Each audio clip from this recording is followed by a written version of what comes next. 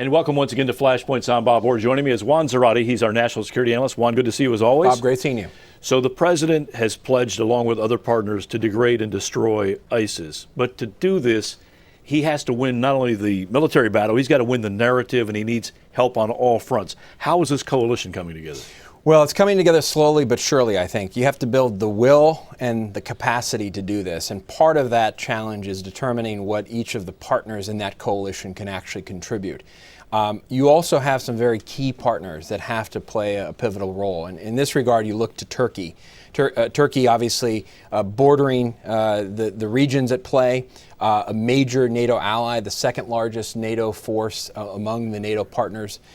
Capability certainly will if it's there.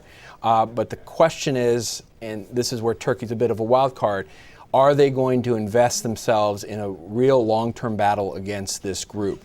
A group that has threatened Turkey before. They just held the Turkish hostages, recently released. What will Turkey do to the cut off? signs don't look very good, to be honest with you. Yeah, no, Turkey was unwilling to sign the original agreement to be part of the coalition, and in many ways Turkey's pivotal. Why? They not only border this region, but it has been the principal conduit and way station for the foreign fighters that have been flowing into Syria. So all these thousands of Europeans and Australians, Asians, even North Americans that have flown in, have largely flown in through Istanbul and Ankara and made their way down to southeastern Turkey and across the border. Secondly, a lot of the financing that ISIS relies upon, in part on the oil trade and the brokering that's happening across the border, happens through Turkey.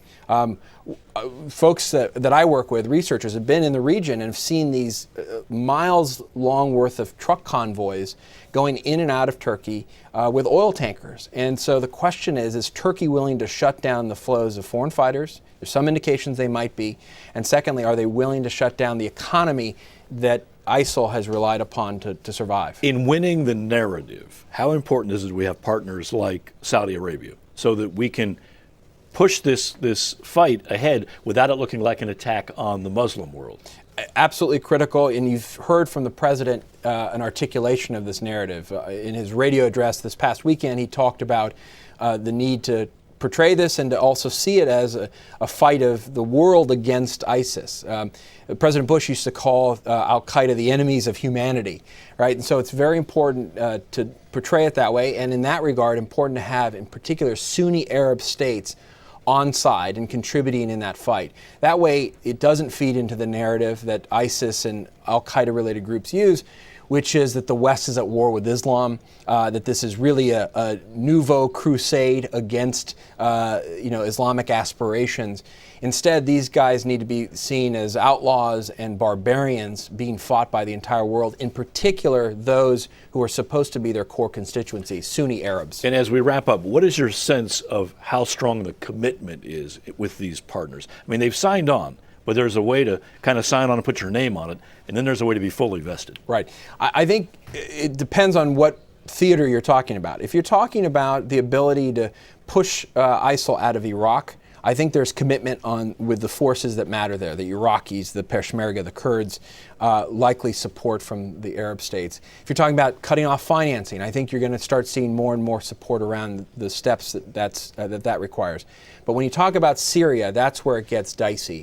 And what countries are willing to do in the context of Syria, given all the complications with Assad, the Syrian Free Army, the other forces at play, that's where it gets tricky.